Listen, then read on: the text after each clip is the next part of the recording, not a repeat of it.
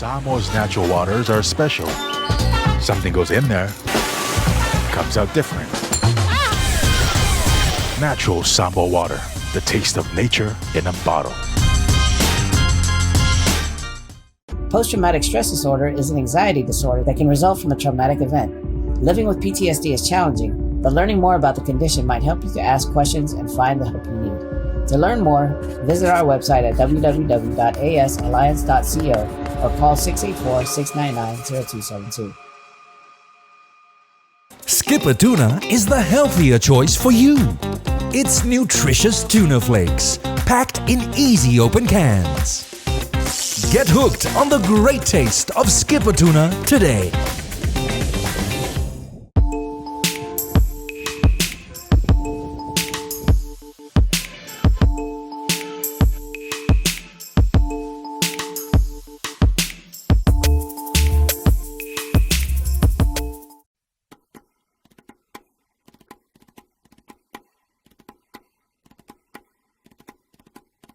Whaftai loia le I a whea I lau Samoa ia le mataupu le e sotanga I le Lakapi o le atina ina o tātou Lakapi le o loangi ai le silia le paitau miliona, sala miliona tupe whapea o sa ini tonga mawhiti ai le isa ini Samoa. Te lo la pe te fia Samoa ia I taimile nei. Ia whaftai. O koe vai aku for vasongi. O sau foi le siliu se kelea.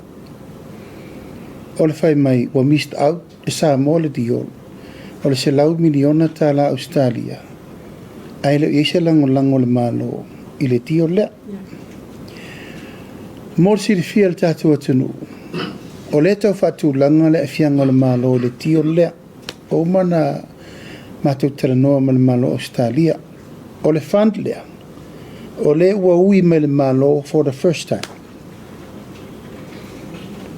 Taimi mua, o le ufa apea mai ei Ausetalia, le 5 miliona lea, mo le 5 tausanga, 4 miliona Ausetalia le tausanga.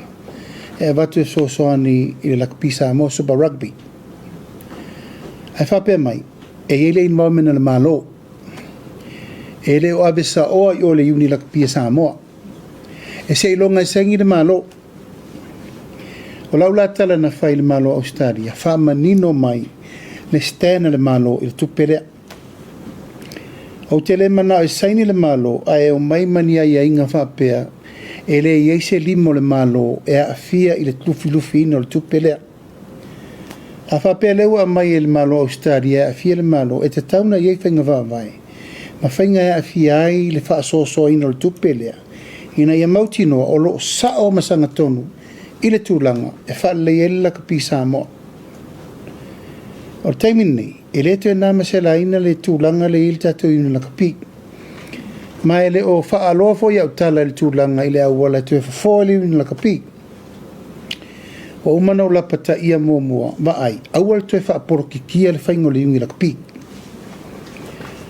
Wha tala noa tūlanga Lakapi I le tangata ta alo Lakapi, ma ia run lele yuni I le me tauna iai.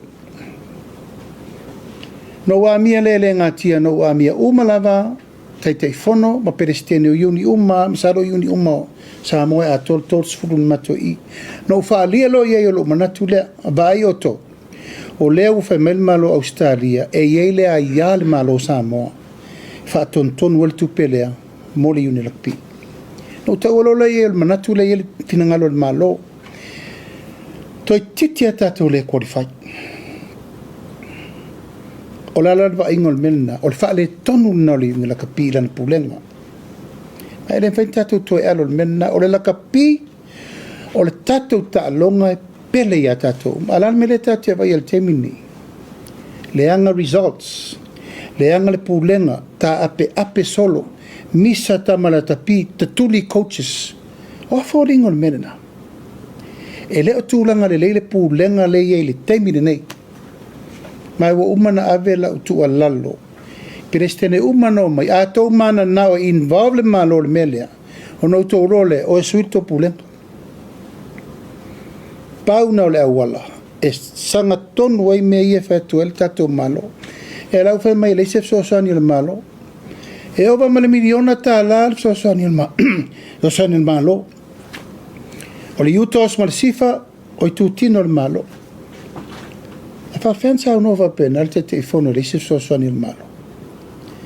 E le lau sau no mai nila observa o le ua mista au le tio. E le mista au se tio. O le au te whaatali e le whaiunga Australia. Where does the government come in with this money? Se ilonga lava iai le control atoa le malo e whaasoso le tupe lea mo le uni Lakapi atoa. Wa mai uni am whamete au lauli, we need help. E le o atu whamanuianga i lungo le yungi i lalo ia i lato uni laiti. A le tau te lori lei lava o ro iei fsoswani e mai whafo le World Rugby. Iei fsoswani lava isi malo. O mai foi fai unga na fai konsale i nei i lato na hae le uni Lakapi. E vai pola me le watupu. O lei ma se kampani to e fia sponsor tato manusamo. O mai foi la ia tau fai unga o susu e ngomana. Pawal tati. A le suial pulenga. E le to e fia sponsors le au. E le lau tutu e whapene i le au le tunu. Nā me lau tato vai. E lau develop mai le si unifo. Le moana Lakapi le usau. U fai le si franchise fo. Hawa fel tato manusamo. Ai sea. O le lava vala por kiki rea ia tato nei. It destroy our rugby. Upsa ona. A le fai ala se mena.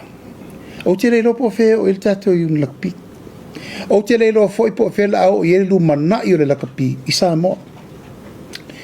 E la e fa sao le mea fo i le auto e se le observa. Na vili mai le message mai le ai komsina Australia e te fa manu ruma e te.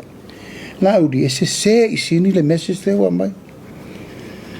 O le fa Tali atu Samoa e saini fa mo moelne in condition e ia inga. E ia le lima o le malo lau umana fai le Minister of Sports. La ia le Sesnok. La toi fa mau po umatulanga. E ilo il fa so ino tupe it's a huge man. E le vale foi Australia el fa pe mai 5 miliona le 5,000. E tu fa pelang la tilo. O le fa le tono pu le Lakapi. Le la wo i mai ne le malo. Ale sai ni le malo endos. E le se tupe. So simple as that. E la umano u fautua i perestene matangata ia i le tūlanga lea. Ina ia o e whai unga e soi la tupulenga. E leto e alo fo i se upu po se tala.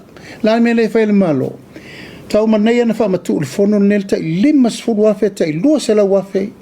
Mol wha leo maleta alo. Wha le leo maleta alo la tapi. Leo tau pule nei le stadium fo i tai tonga mato.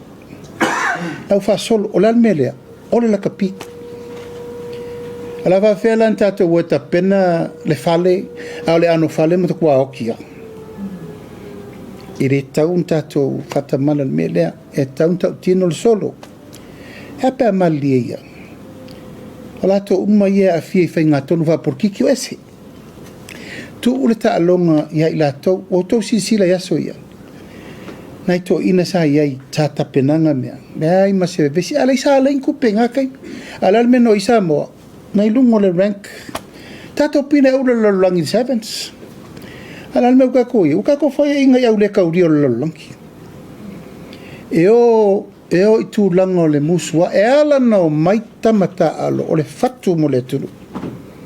They pay their own fares. Now to fa longo itala coaches say they come with their heart to support their nation. Ia malma fa ngala. If you offer on mona mul mansamo. SSC observer again.